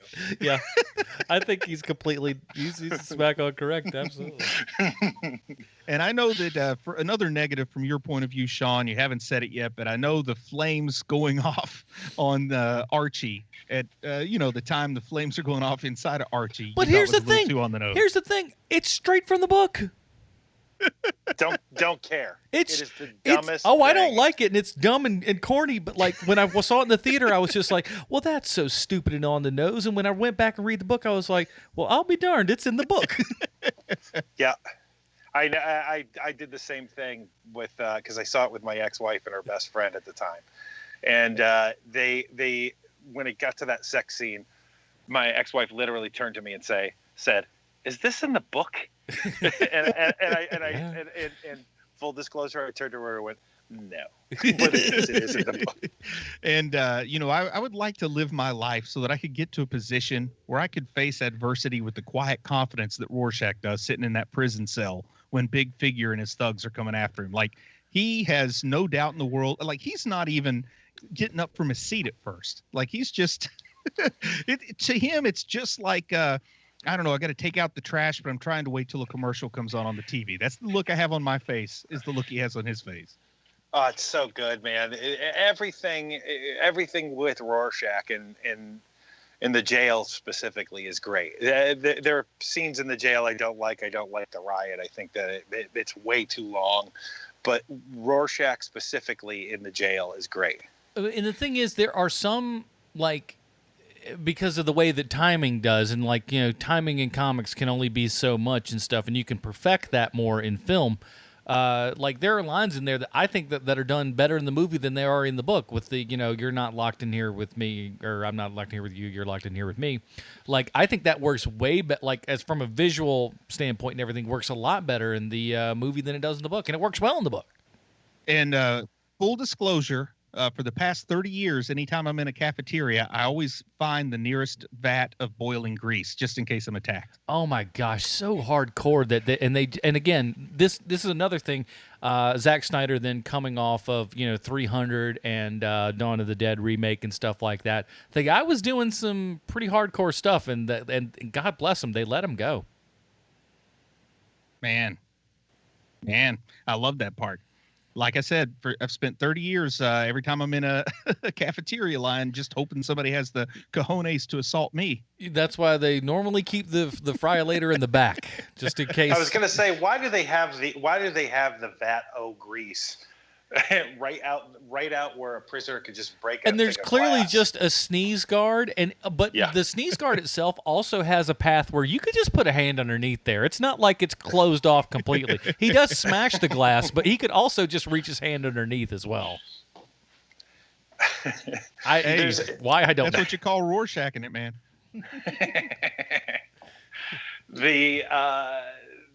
Because when they decide to break him out, to me that's ridiculous. I don't like that. Basically, anything with Dan and Miss Jupiter there makes me crazy. I don't like them together. I don't like those characters in this movie. They grind everything to a dead halt when they're together. It's a huge misstep with this movie, in my opinion. Is that there's so many good things about this movie that, and it's overstuffed. That's another problem with it. Is they're trying to convey too much information to people that it needed to be parsed out better than what they gave us here. I know that everybody wants it to be faithful to the comic, and it should be faithful to the comic, but it's not. It's not over the course of 12 issues. It's over the course of 3 hours, and there's too much. There's just too much information, and Go ahead. I was just going to ask if I could give you my final complaint from a story point of view with the movie. Please. Bubastis. Oh, God bless you. Why is Bubastis in this movie? That's the cat? Yeah. Now, because in the comics, Bubastis was created in the experiments to create the alien squid monster. They started with cats and worked their way up. So if there's no squid monster, then why is there a Bubastis? I mean, it's Bubastis cool looking. has he is cool looking. He has an in-story explanation in the comics where he makes perfect sense. But here they just put him in there with no explanation. Like, is this a world where cats that look like that exist? Is this a RoboCat? I mean, I feel like you don't just drop Snarf from Thundercats in the middle of a movie without an explanation. Oh my gosh, I didn't put that together, but you're not wrong about that. It is Snarf. I don't know, man. Honestly, it's Zack. I look at it this way. It's Zack Snyder. That thing looked cool. Zack Snyder goes, I like cool thing. Cool thing, you go in movie now. Bye-bye. That's exactly how Zack Snyder talks, by the way. But there is no explanation. I mean, if you don't know the source material, no, you don't know what the hell that is. Bubastis there, as just a regular viewer of somebody who's taking a chance on this movie, you're watching this movie and you're like, well, what the hell is that thing? Is that like some sort of bobcat hybrid? What's going on here? I'm confused. Snarf. Snarf. That makes enough sense. So that's my final complaint: is there's no reason for Bubastis to be in this movie.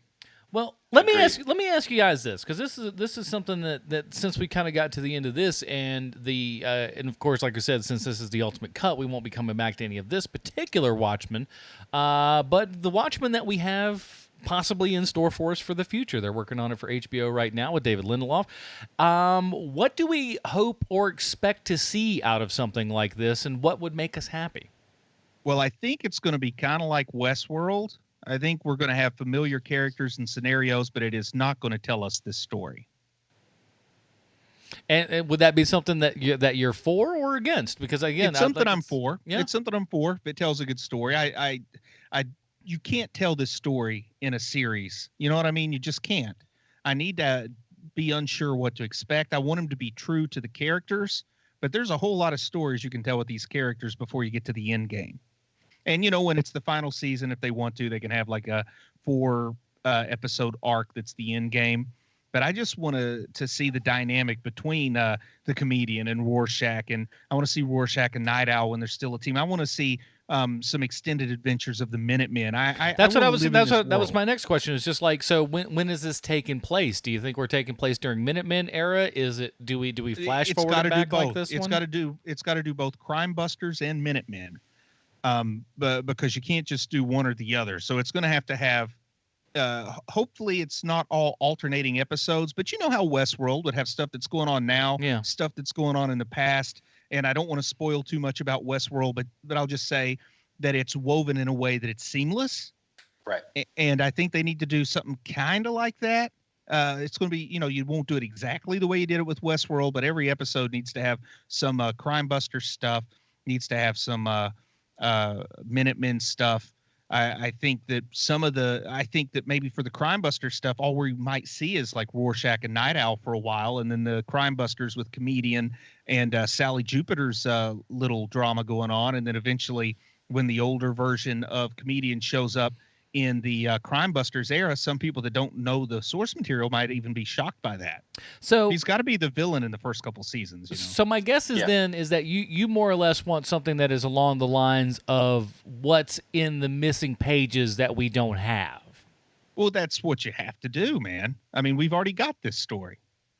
You want to see before Watchmen. I didn't say that. I want to say during Watchmen. I just want to see this universe be lived in. I see. He wants to see the white pages. Just the space between the panels. That's what it sounds like Bruce wants. What would you think, Sean? I think that it's going to be a rock solid show. Quite frankly, I think that Lindelof, although he did not stick the landing in any way on Lost, I think that he learned his lesson from that. I think that when there is an outside source bringing him the material, I think he's great. And people love the leftovers. I don't really watch it, but I know people are nuts about how good that is. Well, my fiance, it was her favorite show of all time. I call it Depression, the TV show. Everything I know about it just made me want to jump off a building. It literally is that way. And when you learn that he wrote it when he was mid-divorce, it totally makes sense. Where you're like, oh, well, that's why you wrote this. But he is a really, really terrific writer, and he's a great showrunner, and the TV show is going to be great. What do I want to see? I want to see something where it's going to surprise me. You know, I don't want to see a retread of this movie just in TV form. I don't want to see something where it's like just week to week, you know exactly what's going to happen. I want to see something different. You know, it's one of the things that makes great TV so great is, you know, I just started watching Jessica Jones season 2, and it's surprising. Like some of the moves they're making this season are surprising, and I like that. That's why I watch fantasy TV, is for that. You know, I want to be surprised. I don't want to know the moves. Yeah. And I think that's going to be the toughest part is giving us something that's new, giving us something that's interesting without retreading the same thing, but at the same time, I'll put it this way. This thing needs to be episode 7. It needs to be, you know, some of the stuff that we want and like and have gotten used to, but also bring us something new and unexpected that we weren't, you know, really thinking about. So it needs to kind of have that Star Wars treatment to it of give us something that we know, but by George, you better change that thing too. And I'm going to give it a fair shot no matter what, but I really don't want to see a sequel. Like, I don't want to see what happens after the journal's discovered. Or Watchmen babies. Oh, that V for Vacation. I'm all over that. Listen, as a longtime Muppet Babies fan myself, I can tell you, I would watch it. You know, they've relaunched that show. That's what I hear. I don't know that it could be good. It's because it was so. Oh, that show was so ahead of its time and just really smart. And it's like something that's like, this is too smart for kids, but yet we're going to show it to kids anyway. Every episode is the same. Every episode is they're starving because Nanny doesn't feed them, so they start hallucinating. But it's every episode of Muppet Babies. You're probably not wrong. But before we get down to our rating here, because our long-awaited rating here, man, because I know Bruce has been talking about this almost since day one, so I know that people are just like 3 years in, we can finally hear what the man has to say to give his final notes. But we have to have other final notes, everybody, and that's for how this movie relates to one Sylvester Stallone. Hey, thanks, Adam. I have a prepared statement. Ooh. I always screw up her last name. Carla Gugino? Yeah. Sounds like it.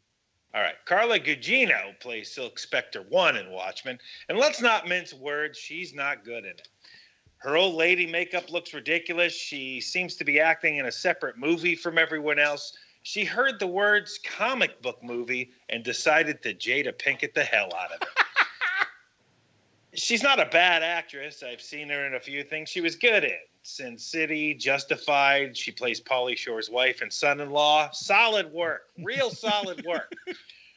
Her first job was in 1988, where she played the role of Jane in one episode of Who's the Boss. Then parlayed that into jobs on Alf, Falcon Crest, Ferris Bueller, the TV show, Doogie Howser, Quantum Leap. Again, really solid, terrific, strong work. Then in 2003, the greatest thing that's ever happened to Carla presented itself in the form of the movie Spy Kids 3D, starring the only man who could have played Rorschach better than Jackie Earle Haley, Sylvester Stallone. Now, there's a few things to know about Spy Kids 3D, not the least of which is George Clooney is in it, and he shot all of his scenes in one afternoon in his living room. Here's another thing. Stallone decided to take the role of toy maker when he asked his kids if they liked Spy Kids, and they did. Carla Gugino was valedictorian of her high school. She was in a Bon Jovi video, and one of her best friends is Elizabeth Berkley. And there you have it, HMPers, this week's Stallone connection.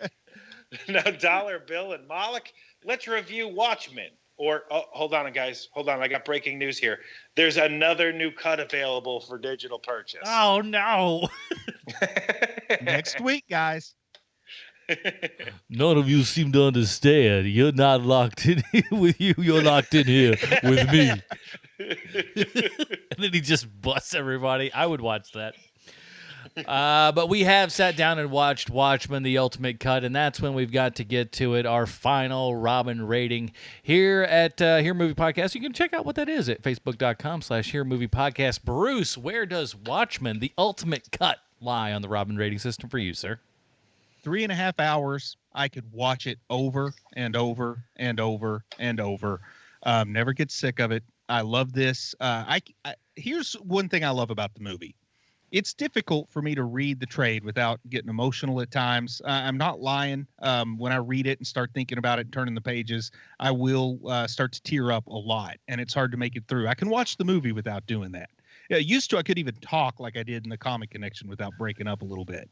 But I can watch this movie and get the story I want without being as moved, which isn't normally a good thing, I guess, but for me it is. And I'm giving this a Dick Grayson. All righty.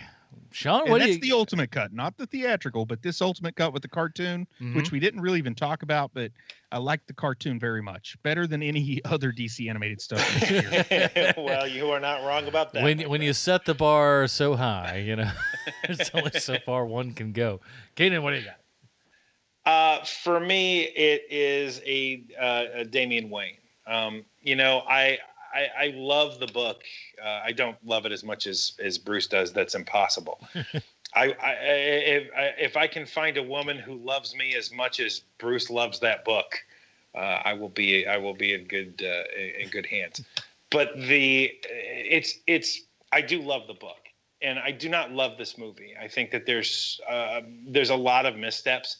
It's at times it is embarrassing, which I think I've told you guys before. That is one of the things that will take me out instantly, is if I'm embarrassed while watching it. And there are a few times in this movie where it's just like, well, this is embarrassing. It's embarrassing to like comic books, and that is one of the things that this movie does for me. So for me, it is a Damian Wayne. Yeah, listen, I believe you both have very valid points, and that was the toughest thing for me, was figuring out exactly where this laid on the system. But just the other night, I was talking to a guy, and I was just like, you know what? I figured this out, man. I know exactly where this thing lies, and because it took me so long, because I do like the movie a whole lot, but I also like the movie a lot on account of the book. If the book didn't exist and the movie was just there, I probably would poo-poo this movie all this way to Sunday, right? But with this one, I don't know. It's just there's something weird about it. I had a very different experience this time. It just seemed like that, like I said, a visual concept album, if you will. and it kind of worked for me. It's not perfect by any stretch of the imagination, but this movie almost seems like, in an odd way, an art piece or something that you could have going on at a party, and would just be something that is visually interesting in the background. If you want to pay attention for a short amount of times, you might find something interesting in there, because you can go in and out of this movie a whole bunch. You could have it on the background and just kind of pop in every now and then and just kind of grab a little bit of something, then you're off doing something else.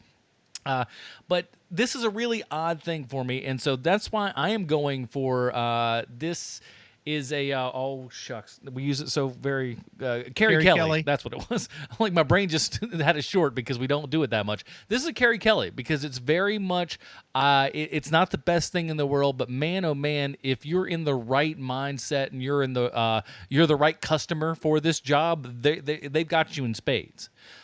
So while very good, certainly not for everybody, but if you're a fan and you can find it in your heart to like this, you may really like it, as we've proven with Bruce. So, but is it for everyone? Certainly not. Well, that is it, everybody. We have done it. Episode 200 of HMP. Congratulations, fellas. Yay. Congratulations to you, sir. But we're going to keep on going, man. 200 is not the end for us. No, sirree, Bob. There's a little something. And because, like I said, when we started this show, it was just like, oh, are we going to be able to, keep up? Man, we're going to run out of stuff so fast. And the universe has said, oh, no, you won't. And they've said that, no, you won't, because they have just dropped another season of Jessica Jones in our hands, as you've heard Sean saying a little bit earlier. So we are going to be reviewing the first half of Jessica Jones Season 2 on next week's show. What do you say about that, guys? I like that idea. Not too shabby. So we'll be doing all that. And, of course, we'd always, as always, like to thank everybody that goes on over to patreon.com/HMP and helps support this here program. We love each and every one of you guys. In the meantime, Bruce, where can we find more of your work on the internet, sir? Hey, just go to Amazon, Dragon in the Darklands. I've finally finished my magnum opus, my Lump Adventures trilogy. Dragon in the Darklands is the third entry. It's available as both an ebook and a paperback. You want to go check that out. It's enrolled in Kindle Unlimited, so subscribers can read for free. And if you haven't checked out Nerd Spawn Genesis, you need to do that, man. You need to do that if you haven't done that yet. That's on Amazon too. And my guess is you've probably had a little something to say about Watchmen over in Heroes and Villains, maybe? I don't know. There's been at least 3 Watchmen-centered episodes over there. There's one called A Brief History of Watchmen. That's only about 2 hours long, and it doesn't actually get into the main story. There's a Rorschach episode and a Dr. Manhattan episode. So that's my Watchmen trilogy of podcasts. If you like Watchmen, buckle up and listen to those. It's a nice, solid, I'd say probably 6 hours of entertainment, 5 to 6 hours of entertainment. So I'm totally checking that out. Do you think that we're going to do a Watchmen podcast when that comes out? I don't know, because just a thought. Keenan? Hey, man, I'll solo that if I have to. I know you would. You can find me on Twitter at Hero Movie Sean. Also go to Dog Eat Pod, where I have a podcast that I did maybe 4 or 5 episodes of. Check that out. I like the work that was done there. And please stay tuned, because the movie I worked on last year, American Animals, comes out in June. Check that out. It's a really good movie. Very nice. And, of course, over at the Film Find, thefilmfind.com, I don't know who, if anyone, I'm going to have on this week, but I know I've got to go see 4 movies in the next 2 days. So that's what my life is going to end up being. So check that out, because, I need love. So that is it, everybody. Join us next week when we're talking the first half of Season 2 of Jessica Jones on the Netflix. For Sean, Keenan, Bruce Leslie, I'm Adam Portrais. Stay super, everybody. Goodbye, Marty and Evie. So easy.